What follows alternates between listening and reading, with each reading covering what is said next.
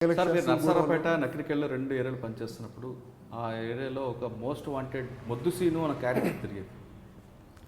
Paritala Ravi murder కేసులో ఉన్నాడు. అంటే అప్పుడు అతను ఆ నకిరికెళ్ళలో చుట్టుపక్కల నర్సరావుపేటలో అప్పుడప్పుడే అతను ఆ ప్రాంతంలో ఎదుగుతూ వచ్చాడు. అతను ఇంటర్వ్యూలో కూడా చాలా స్పష్టంగా చెప్పాడు.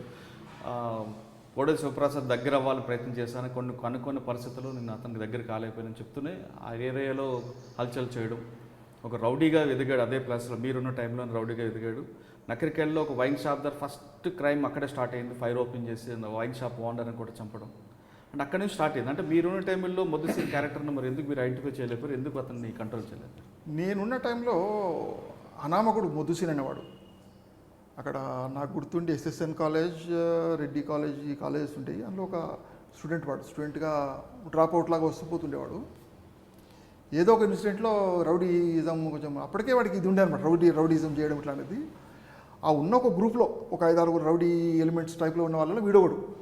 ఈయన తీసుకొచ్చి కొంచెం గట్టిగానే కౌన్సిలింగ్ చేయడం జరిగిందని. ఆ కౌన్సిలింగ్లో ఇక మాట్లాడతాము, చేస్తామేమో అని ఉంటాయి కదా. పోయిన తర్వాత ఆడు బయటకు అయింది. తర్వాత మనం బయటకు పంపించాం. అయితే బయట నన్ను మిమిక్రీ చేసేవాడు అంటాడు. తెలంగాణ యాసలో నేను మాట్లాడేది, సార్ ఇట్లా కొట్టాడు, నన్ను అట్లా చేసి ఇది అన్నాడు, ఈడేలాగా అన్నాడు, ఇది చేస్తానని అని చెప్పేసి అని వాడు అప్పుడు చెప్తున్నాడు. తర్వాత ఆడికి పోలీస్ కావాలి, ఎస్ఐ కావాలని ముందు చదువుకుంటప్పుడు అనుకున్నది. తర్వాత మన అప్పటికి అంతా వాడు మొద్దు సీన్ అనేవాడు. తర్వాత నాకు రికలెక్ట్ చేసుకున్నా అందులో కూడా.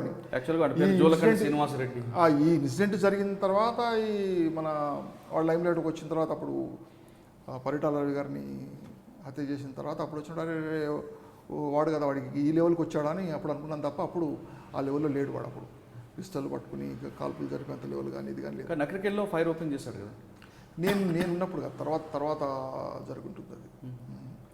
అంటే అప్పుడులో మీరు అప్పటికి వాడికి అంత చిన్న పిల్లడు వాడు స్టూడెంట్, వాడు చిన్న అంక తుపాకులు పట్టుకొని ఇవన్నీ పట్టుకొని తిరిగి అంత లెవెల్కి రాలేవాడు. ఓకే. నర్సరావుపేటలో మీరు పనిచేస్తున్నప్పుడు బాంబులు కూడా సంస్కృతి ఉండి దాన్ని ఎలా కంట్రోల్ చేసుకొచ్చారు? బాంబుల సంస్కృతి చాలా ఉండేది అక్కడ. దాదాపు ప్రతి ఊళ్ళో ప్రతి ఇంట్లో పొలిటికల్ పార్టీ ఉండేటి. రిపీటెడ్గా రైడ్ చేయడము, పట్టుకోవడము, అన్నీ irrespective of parties, ruling party కానీ అపోజిషన్ పార్టీ కానీ అందరినీ స్ట్రిక్ట్గా కంట్రోల్ చేసుకున్నాము. ఆ టైంలో అక్కడ కావాల్సిందా నిష్పక్షపాతంగా ఉండే ఆఫీసర్ కావాలా, తర్వాత నిజాయితీగా ఉండే ఆఫీసర్ కావాలా. ఆ రెండు ఉంటేనే కంట్రోల్ అవుతాయి అక్కడ. ఫ్యాక్షన్ అనేది కంట్రోల్ కావాలంటే నిజాయితీగా 100% నిజాయితీగా ఉన్నాను, 100% నిష్పక్షపాతంగా ఉన్నాను. ఈ పార్టీ కానీ రూలింగ్ పార్టీ అక్కడ హోమ్ మినిస్టర్గా అయినా ఉన్నా కానీ వాళ్ళ పార్టీకి సంబంధించిన రెండు పక్కన కూడా సమానంగా చూసాం. అయితే సామాన్యంగా ఒక హోమ్ మినిస్టర్ గారు ఉన్న ప్లేస్లో అపోజిషన్ పార్టీ వాళ్ళ పొలిటికల్ రైవలరీ, పొలిటికల్ థింగ్ అనేది హైదరాబాద్ కానీ తెలంగాణ ఇక్కడ మనకు అసలు మనం ఊహించలేము. ఈ ఇంటి మీద కాకి ఆ ఇంటి మీద వాళ్ళకూడదు. ఒక పొలిటీషియన్ ఒక ఆఫీసర్ ఒక మంచివాడు అంటే వాడు ఇంకో పార్టీ వాళ్ళు దుర్మార్గులు అంటారు. అట్లా ఉంటుంది.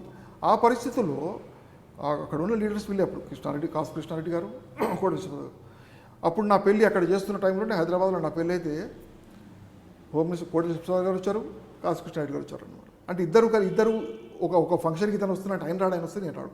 అది ఫస్ట్ టైం అనమాట ఇద్దరు ఒక ఫంక్షన్కి అటెండ్ కావడం అనేది. అప్పుడు అక్కడ ఏరియాలో టాక్ శివప్రసాద్ వెళ్ళారంట, కృష్ణారెడ్డి గారు వెళ్ళారంట. అంటే ఆ టైప్లో నిష్పక్షపాతంగా ఉండడం. నర్సరావుపేటలో ప్రతి ఇంట్లో సెర్చ్ చేస్తాను, బాంబులు పట్టుకుని అంటారు. కానీ కోడెల శివప్రసాద్ హాస్పిటల్లోనే అప్పుడు బాంబులు పేలాయి. మరి మీరు సెర్చ్ చేశారా? అప్పుడు మీ తర్వాత జరిగింది?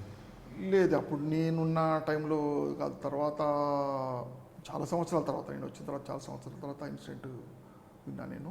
అక్కడ నేను ఉన్నప్పుడు అటువంటి. అంటే మీరు ఉన్నప్పుడు సెర్చెస్ చేయలేదంటారా?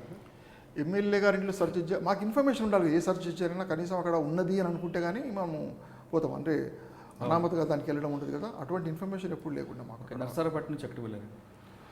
నర్సరావుపేట నుంచి నేను గుంటూరు టౌన్ మళ్ళీ. ఓకే. గుంటూరు టౌన్లో చేశాను అప్పుడు. గుంటూరు టౌన్ రూరల్ తెనాలి ఆ ప్రాంతంలో చేశాను. గుంటూరు టౌన్